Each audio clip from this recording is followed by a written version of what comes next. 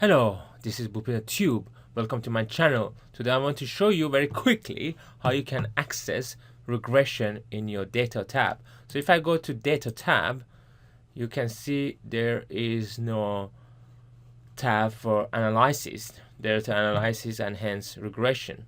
In order to get there, you need to click on file. You need to click on file, and then you need to click on options. Then you need to click on add-ins.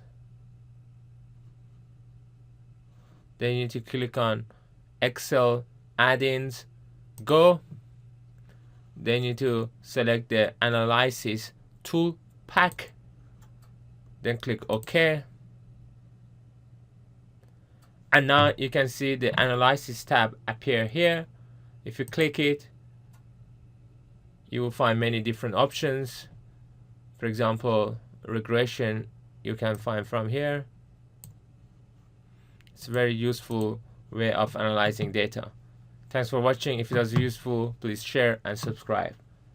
See you next time.